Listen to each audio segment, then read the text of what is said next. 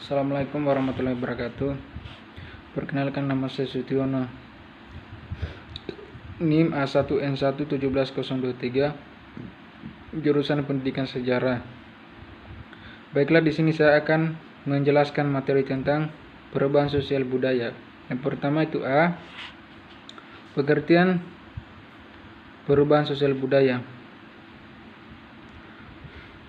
Berkaitan dengan perubahan sosial budaya, kita dapat mengkaitkan dengan bentuk-bentuk kebudayaannya itu. Budaya yang bersifat fisik lebih mudah berubah, misalnya model pakaian, potongan rambut, bentuk rumah, bentuk meja kursi, dan lain sebagainya. Sedangkan budaya non-fisik relatif lambat mengalami perubahan seperti tradisi, sistem kepercayaan, etika, nilai, dan norma-norma lainnya yang ada dalam masyarakat. Kemudian B, faktor-faktor penyebab perubahan. Untuk mengetahui terjadinya perubahan dalam masyarakat, tentu diperlukan pengetahuan berkaitan dengan apa yang menjadi penyebab terjadinya perubahan itu. Ada kalanya perubahan yang terjadi dalam masyarakat itu dilakukan secara sadar oleh masyarakat, tetapi juga ada perubahan yang tidak disadari. Perubahan terjadi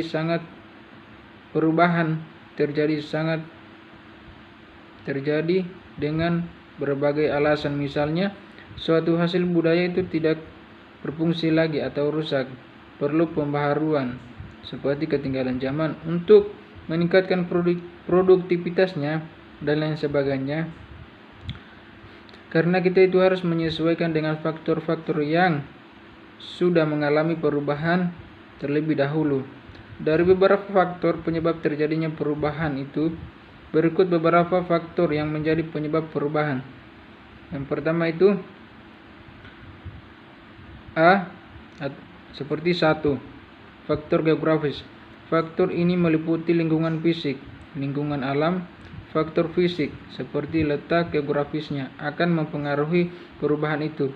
Pada daerah sukar untuk menjangkau, tentu perubahan akan sangat lambat terjadi karena kontak budaya akan terbatas.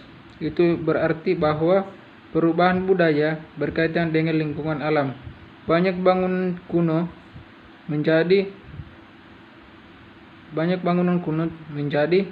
perubahan secara fisik karena faktor temperatur, termasuk keadaan cuaca. Bangunan candi misalnya akan cepat ditumbuhi lumut kalau tempatnya lembab. Kemudian yang kedua, penduduk. Pertambahan penduduk terlalu cepat seperti di Jawa mengakibatkan terjadinya beberapa perubahan. Misalnya struktur masyarakat dalam lembaga kemasyarakatan. Muncul perkampungan baru dengan penduduk yang heterogen di kompleks perumahannya yang baru. Kemudian tinggal masyarakat menjemuk karena mereka berasal dari berbagai daerah, suku, bangsa, agama.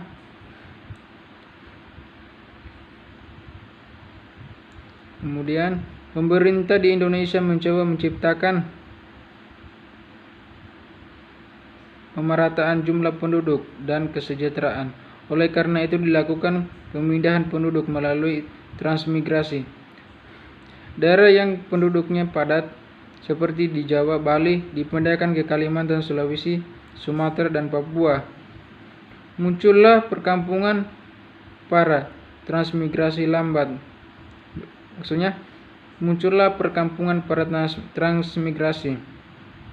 Lambat laun terjadi percampuran nilai-nilai budaya masyarakat pendatang dengan masyarakat asli. Campuran itu disebut dengan proses akulturasi budaya.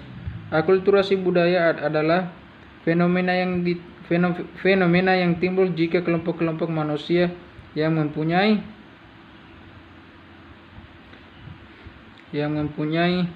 kebudayaan yang berbeda-beda bertemu dan mengadakan kontak. Kemudian di samping itu, faktor-faktor yang menjadi penyebab perubahan sosial budaya, dan terdapat juga faktor yang menghambat atau faktor-faktor yang menghalangi terjadinya perubahan, antara lain: A. Kurangnya hubungan dengan masyarakat lain, perkembangan ilmu pengetahuan dan teknologi yang lambat. C. Sikap masyarakat yang masih sangat tradisional. D. Prasangka negatif terhadap hal-hal baru atau asing, atau sikap tertutup. Kemudian C. Bentuk perubahan. Perubahan yang terjadi secara cepat dan secara lambat. Jenis perubahan ini bisa direncanakan atau perubahan yang tidak direncanakan akibat tsunami di Aceh misalnya ternyata membawa perubahan masyarakat sangat cepat dari aspek ekonomi dan sosial. Harta benda mereka habis dilanda banjir. Sanak keluarga mereka bercerai-berai dan waktu yang sangat singkat. Mereka dalam waktu sekejap menjadi jatuh miskin dan menjadi anak yatim. Perekonomian mereka hancur. Lembaga pendidikan dan pemerintahan tidak berfungsi. Perubahan yang lambat, misalnya bagaimana lambannya meningkatkan daya beli masyarakat, murahnya upah buruh hingga berpengaruh terhadap daya beli dan kesejahteraan masyarakat. Kemudian 2. Perubahan yang mempengaruh atau perubahan yang pengaruhnya kecil dan pengaruhnya besar. Kemajuan teknologi komunikasi melalui telepon genggam, handphone, sudah menjalar sampai ke pelosok pedesaan. Dengan adanya komunikasi ini terjadi perubahan besar dalam kehidupan masyarakat. Orang tidak kirim kartu pos seperti mengucapkan salam atau mengucapkan selamat hari raya atau datang sendiri bersilaturahmi. Akan tetapi cukup dengan SMS dan lainnya. Pihak telepon genggam tidak sekejap berfungsi sebagai alat komunikasi, juga alat hiburan dan permainan game, bisa putar film dan sebagainya.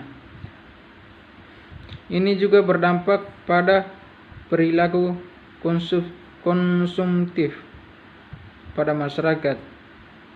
Kemudian 3. Perubahan yang dikehendaki dan yang tidak dikehendaki. Perubahan dikehendaki atau direncanakan karena memiliki kepentingan atau dirasa memberikan manfaat dalam kehidupannya. Misalnya pengendalian jumlah penduduk, keikutsertaan masyarakat dalam keluarga berencana atau KB, untuk mengatur kelahiran. Sedangkan perubahan yang tidak dikehendaki adalah perubahan yang berkaitan dengan hukum alam. Manusia tidak mampu mengendalikan perubahan itu, misalnya harus pindah tempat atau mengungsi. Kemudian D. Tipe masyarakat dalam menyikapi perubahan. Sebagaimana kita menyadari bahwa masyarakat Indonesia bersifat gemuk, oleh karena itu dalam menyikapi terjadinya perubahan sosial maupun budaya tentu beraneka ragam. Dilihat dari tempat tinggalnya, kita menemukan masyarakat pedesaan yang masyarakat perkotaan dan ada masyarakat primitif dan modern.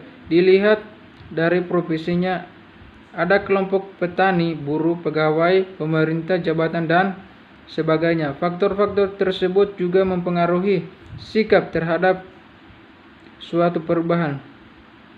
Terjadinya perubahan sosial maupun budaya dalam masyarakat juga sangat tergantung dari bagaimana kotak budaya itu menjadi. Dalam hal ini ada beberapa bentuk kotak budaya yang bermuara pada beberapa besar perubahan terjadi bentuk-bentuk kotak budaya lainnya. Mungkin ini saja yang saya bisa sampaikan, kurang dan lebihnya mohon dimaafkan. Saya akhiri, wassalamualaikum warahmatullahi wabarakatuh.